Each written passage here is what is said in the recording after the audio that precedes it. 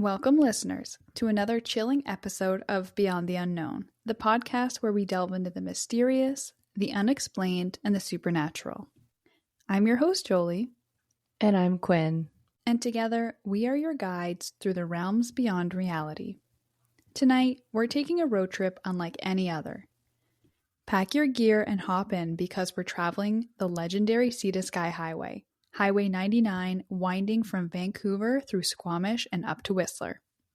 This highway isn't just a scenic route. It's a place with a dark history. Before it was widened and modernized, it was a treacherous, narrow road clinging to the cliffs, earning its ominous nickname, the Highway of Death. Hundreds of lives were lost due to accidents, landslides, and the unforgiving terrain each year. Some say the spirits of those who perished here still linger, hitching rides with unwary travelers, or appearing suddenly in the mist to startle drivers. So buckle up, turn off the interior light of your car, because we all know that driving at night with the interior light on will obviously result in a major car crash, as we all grew up being told.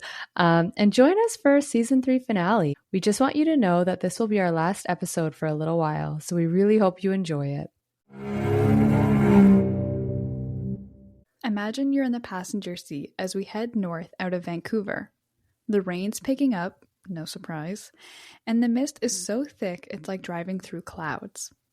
On one side, steep cliffs plunge into the cold Pacific. On the other, towering mountains loom, their peaks hidden by the storm. It's beautiful, yes, but there's something out this stretch of road that feels uneasy. Let's start our journey with the stop at one of the most haunted places on this route, the Britannia Mine. The Britannia Mine Museum is a fascinating piece of BC's history, but for decades, it was a working copper mine. The early 1900s were a dangerous time for miners, with collapses, flooding, and brutal working conditions taking their toll. Some of the men who worked here never made it back out of the mountain, and some say they still haven't. Ooh, indeed. Staff and visitors alike have reported strange occurrences. Imagine walking through the dark, echoing tunnels, kind of like what you did at Partridge Island, only to hear footsteps behind you. You Been stop. there. The footsteps also stop. You look back, but no one's there. Yeah, is this actually your encounter? Basically, someone stole my story. Or something else. You hear the sound of a pickaxe hitting rock, rhythmic and steady, coming from deep inside the mine. And they're coming from areas that have been sealed off for decades. I'm just going to say, even though a mine might be sealed off, people can find their way in. I know this because I've been in parts of decommissioned mines, but I think the whole mine is decommissioned, not just like a shaft. It's pretty crazy. Yeah, but who would go into an old mine and mine? We did, basically. Why? What? To get why would you crystals work out of the walls and stuff. Oh, I guess the whole reason for mining in the first place. Okay, never mind. I was just who would go and do work? But that makes sense. There's a story of a miner seen near the rail tracks wearing an old helmet with a lamp. He's been spotted by multiple visitors, walking slowly, as if he's headed to work. But when you approach him, he vanishes into thin air. And then there's the elevator shaft. It's often said to be one of the most haunted parts of the mine. Staff have reported feeling an intense chill there, as though something unseen is watching them. Some refuse to go near it alone, especially after dark. I kind of wish I could be like the guy who's just vanishing on his way to work. If I could just be vanish into thin air on my way in. And then 5 o'clock you vanish back on your way home. I return into my car driving home as if I worked a full day. Perfect. That would be the dream. If you visit the museum, keep your eyes peeled. The artifacts and old mining equipment might not be the only relics of the past still lingering here. I have not actually visited this mine, but I drive past it every time I go up like to Squamish or Whistler. And I'm always like, oh, we Oh, should stop there. And I never yeah. do. You got to do it. Oh Oh my yeah, I have gosh. to.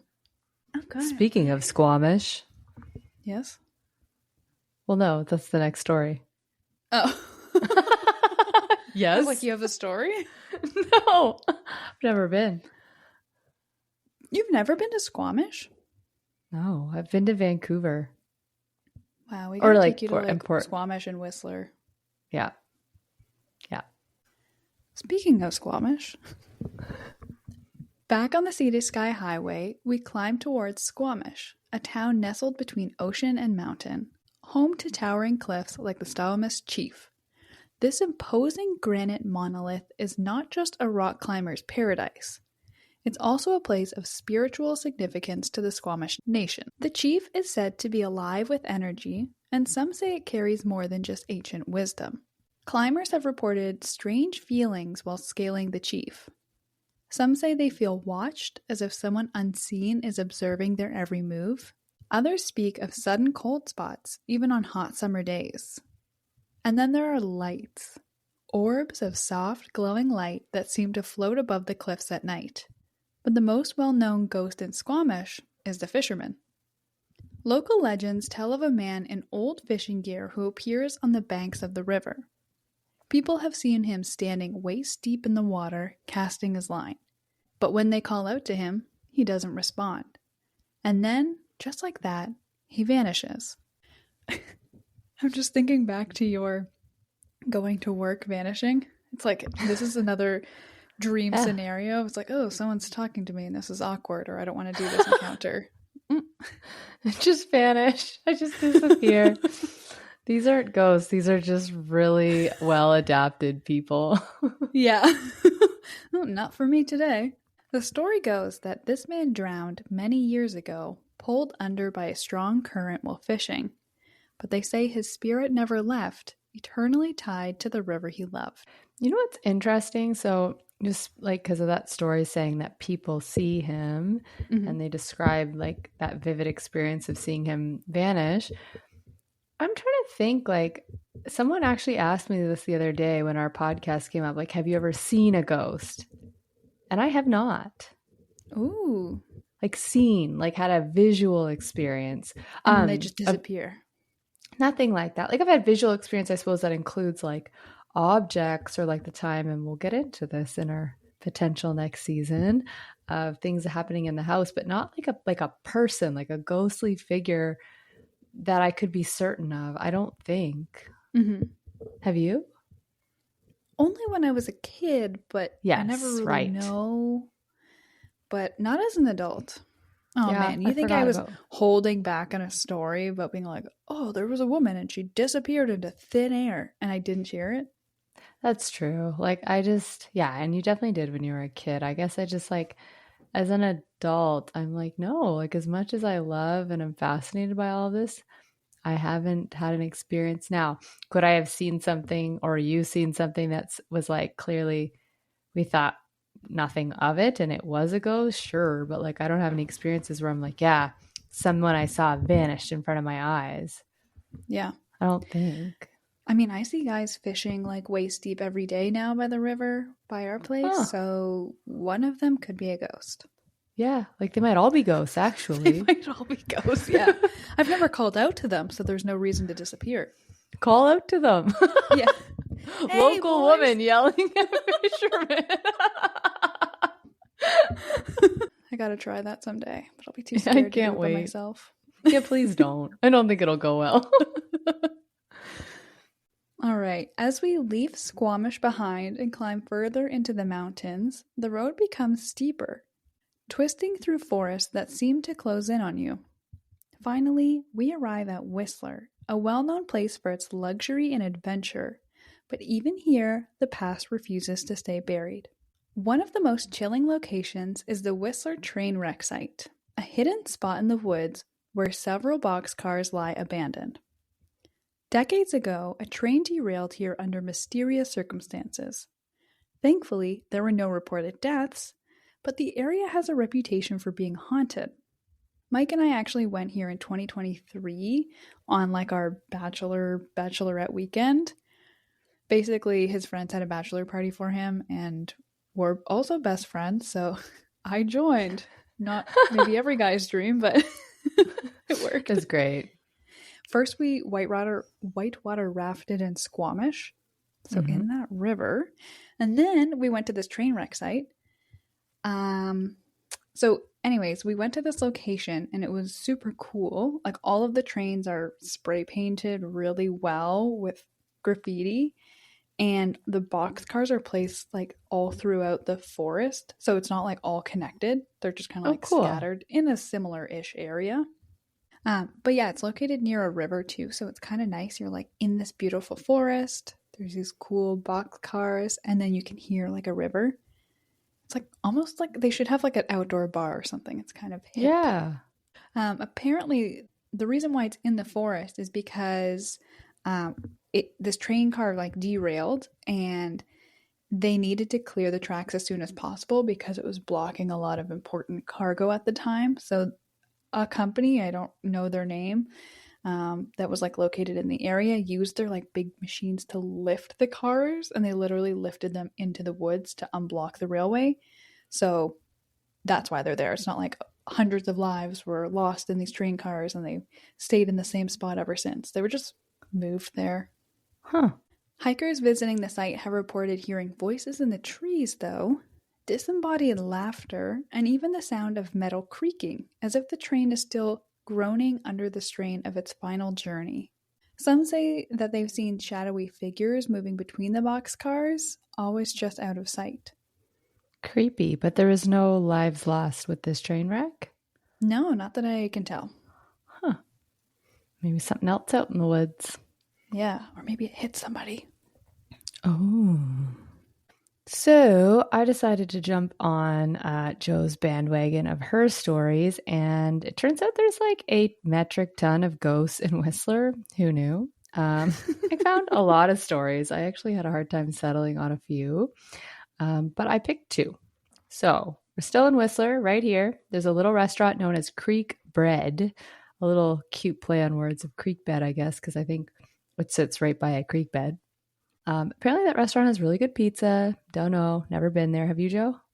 No, I haven't. I don't normally go to Creekside, which is where I think this is located in Whistler. Yes. It's like outside of the main village, but it's a really cute spot. Okay. Yeah.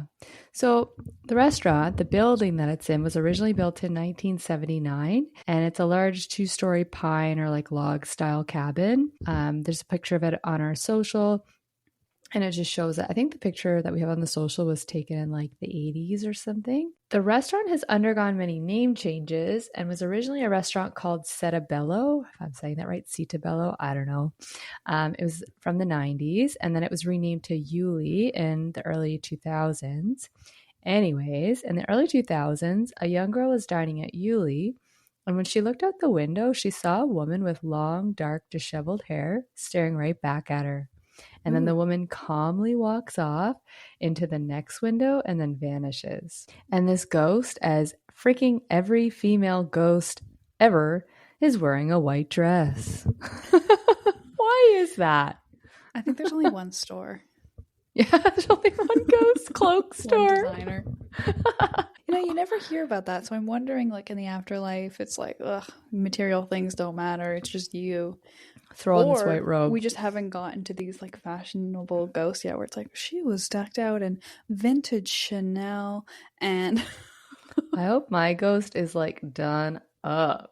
Like the extensions are in, got the Louis bag on. Like you're gonna know it's me. Yeah, but I feel like I'll be like, that looks like her, but there's no monogram on the bag. It's just white. Why is she wearing all white? It can't be her. So I guess this particular ghost has been sighted since the 90s, and people even claim to have seen her drift literally up into the loft and then disappear. I know, it's terrifying. The current owner even has claimed to seen her as late as 2009.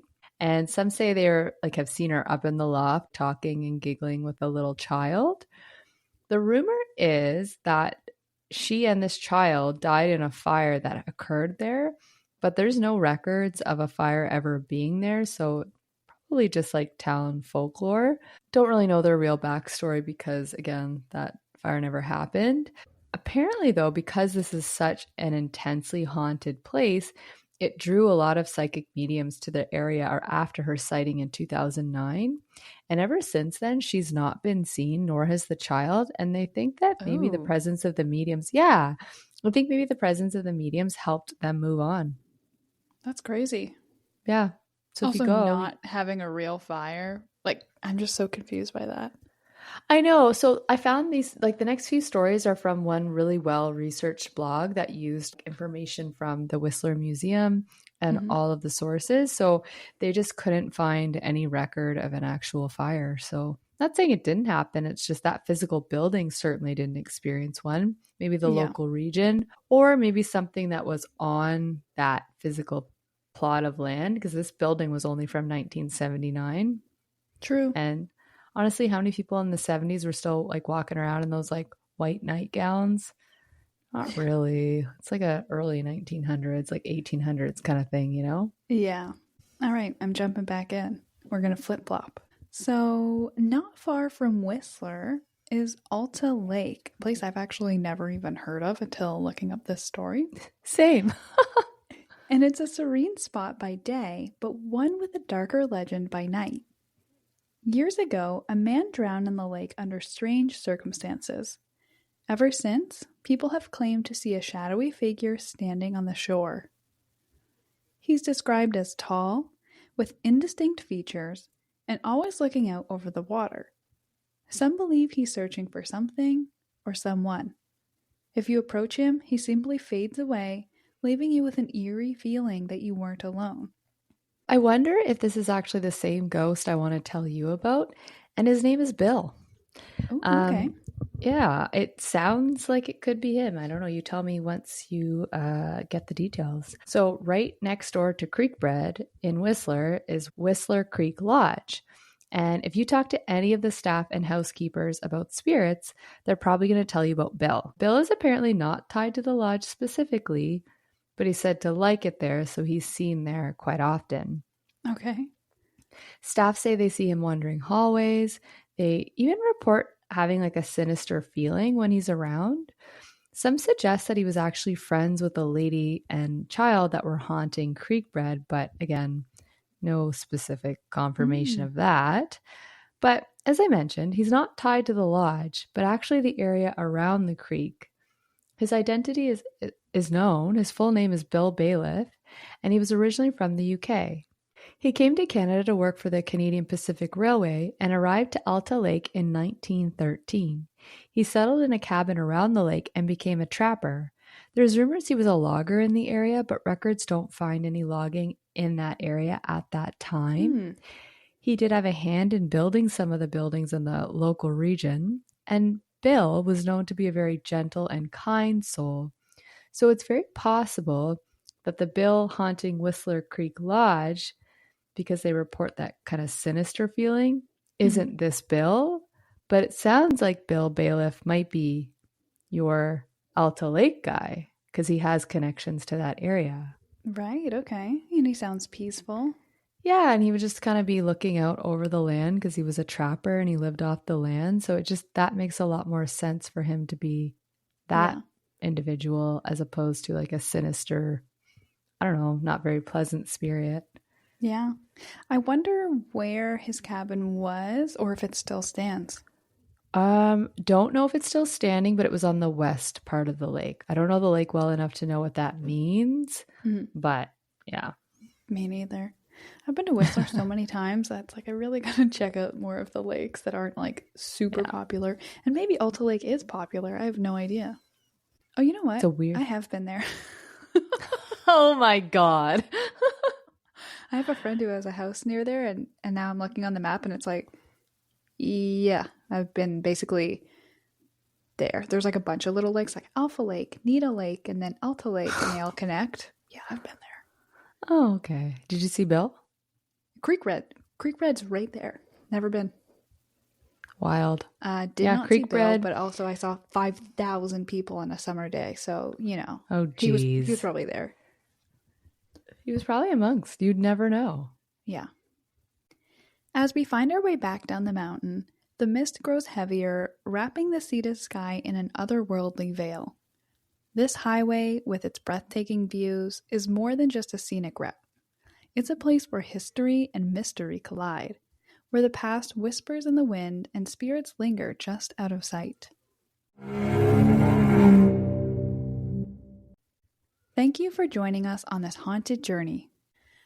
If you've driven this highway and have a story of your own, a flicker of light in the woods, a strange figure by the roadside, send it our way. We'd love to feature it on a future episode. Until next time, friends, keep your eyes on the road and your mind open to the unknown. Thank you for joining us for our final episode of Beyond the Unknown Season 3. All of our sources for this episode can be found on our website, beyondtheunknownpod.com. And don't forget, if you enjoyed this episode, please subscribe and leave us a review. A little shout out to Jenna, somebody who left a review on our Apple Podcasts. What do you call that? Apple Podcasts? Yeah, that's the app. Okay. Yeah, little shout out to Jenna who left a review as a true crime junkie. I met her in person recently and it was very cool. So if you're still listening, Jenna, awesome. Hi. Yeah, shout out. As we mentioned before, this will be our last episode for quite a while. But don't worry, we will be back hopefully soon. But the style will be a little different.